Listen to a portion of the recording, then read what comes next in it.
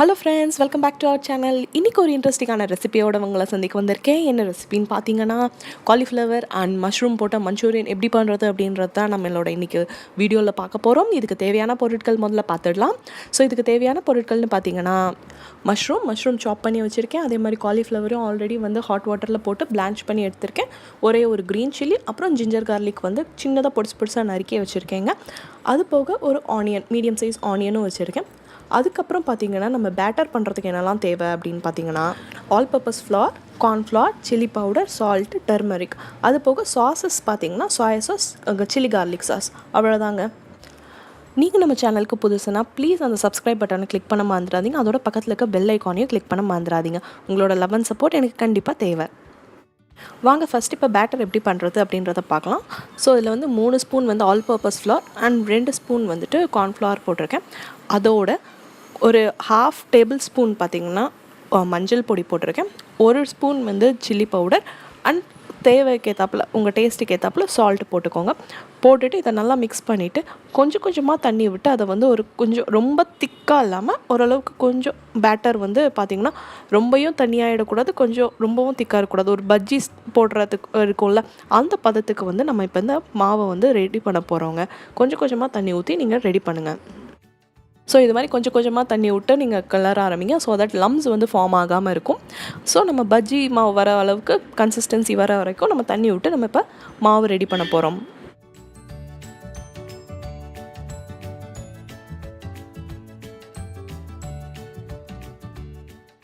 இங்கே பார்த்திங்கன்னா, நான் ஒரு கடாயில் லைட்டாக தாங்க எண்ணெய் வச்சுருக்கேன். நான் டீப் ஃப்ரை பண்ண போகிறதில்ல. நான் வந்து ஜஸ்ட்டு லைட்டாக எண்ணெயில் அப்படியே திருப்பி போட்டு எடுக்க போகிறேன். நீங்கள் வேணும்னா டீப் ஃப்ரை பண்ணணுன்னா தாராளமாக நீங்கள் டீப் ஃப்ரை பண்ணிக்கலாம்.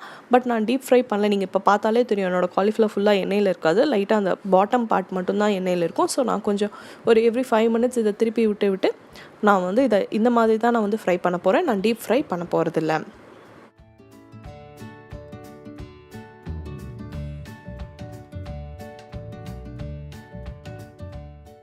பார்த்திங்கன்னா, நம்ம காலிஃப்ளவர் இப்போ நல்லா வந்து ஃப்ரை ஆகிடுச்சுங்க. ஆல்ரெடி பிளான்ச் பண்ணி வச்சுருந்தனால அதுலேயும் வந்து உங்களுக்கு ஒரு கொஞ்சம் ஹாஃப் பாயில் ஆகியிருந்திருக்கும். ஸோ இதில் வந்து ரொம்ப நேரம் இருக்கணும்னு அவசியம் இல்லை, சீக்கிரமாக அது வந்துட்டு வெந்துடும். ஸோ இப்போ ஃப்ரை ஆனதுமே நம்ம எடுத்து அதை அப்படியே வந்து டிஷ்யூ பேப்பரில் போட போகிறோம். ஸோ தட் அந்த எக்ஸஸ் ஆயில் வந்து டிஷ்யூ பேப்பரில் அப்சார்ப் ஆகிடும். அதுக்காக தான் நம்ம இப்போ டிஷ்யூ பேப்பரில் போட போகிறோம். ஸோ இதே ப்ராசஸை வந்து நம்ம மஷ்ரூம்லேயும் வந்து ரிப்பீட் பண்ண போகிறோங்க.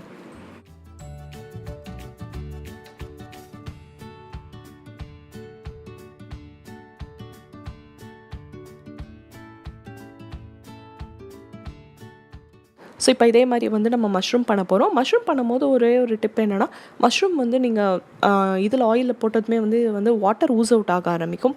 அதனால என்ன பண்ணுங்கள், கொஞ்சம் நேரம் வெயிட் பண்ணுங்கள். உடனே வந்து காலிஃப்ளவர் மாதிரி திருப்ப முடியாது. கொஞ்சம் வெயிட் பண்ணுங்கள். அந்த பாட்டம் பார்ட் வந்து நல்லாவே ரோஸ்ட் ஆனதுக்கப்புறம் வந்து நீங்கள் திருப்பினீங்கன்னா அந்த மசாலா ஒட்டாமல் நல்லாயிருக்கும். இல்லைன்னா பார்த்திங்கன்னா மஷ்ரூம்லேருந்து மசாலா தனியாக பிரிஞ்சு வர ஆரம்பிச்சிடும். அப்புறம் வந்து உங்களுக்கு மஷ்ரூமில் எதுவுமே கோட்டிங் இல்லாத மாதிரி ஆகிடும். ஸோ கொஞ்சம் இந்த மாதிரி பொறுமையாக வெயிட் பண்ணி அடியில் சைடு வந்து நல்லாவே வந்து கோல்டன் ஆனதுக்கப்புறம் நீங்கள் திருப்புங்க. இந்த டிஷ்ஷு இன்றைக்கி நான் வந்து வெஜ் புலாவோட சைட் டிஷ்ஷாக நான் செஞ்சுருக்கேங்க. அந்த வெஜ் புலாவோட ரெசிபி எப்படி பண்ணணுன்னு பார்த்தீங்கன்னா, இங்கே நான் டேக்கில் போட்டு விட்றேன், இல்லைனா டிஸ்கிரிப்ஷன் பாக்ஸ்லேயும் நான் வைக்கிறேன். கண்டிப்பாக போய் செக் பண்ணி பாருங்கள்.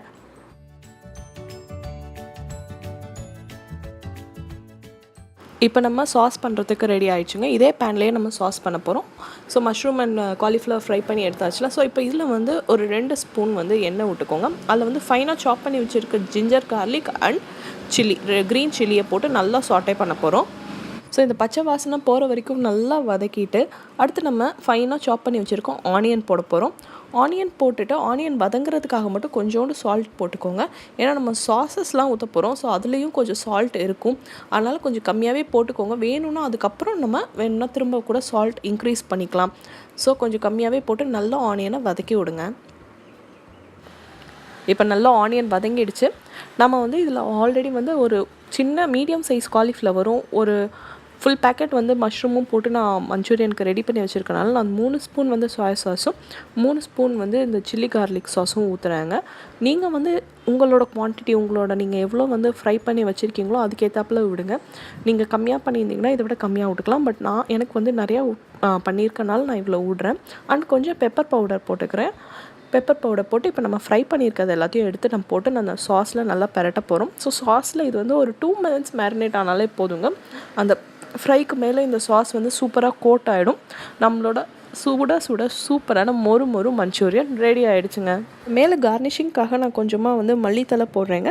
ஸ்ப்ரிங் ஆனியன் போட்டிங்கன்னா இன்னும் சூப்பராக இருக்கும், ஃப்ளேவர் வந்து நல்லாயிருக்கும். பட் எங்கள் குழந்தைக்கு ஸ்ப்ரிங் ஆனியனோட அந்த ஃப்ளேவர் பிடிக்காதுன்றனால நான் போடலை. கண்டிப்பாக நீங்களும் ட்ரை பண்ணி பாருங்கள். உங்கள் வீட்டில் குட்டீஸ் இருந்தாங்கன்னா இதை ரொம்ப விரும்பி சாப்பிடுவாங்க. ரொம்ப ரொம்ப டேஸ்டியாக மொறு மொறுன்னு ஹோட்டலில் கிடைக்கிற மாதிரி மஞ்சூரியன் ரெடி ஆகிடுச்சு. தேங்க்ஸ் ஃபார் வாட்சிங் த வீடியோ கைஸ். இன்னொரு இன்ட்ரெஸ்டிங்கான வீடியோவோட உங்களை அடுத்த தடவை சந்திக்கிறேன். Until then, bye bye.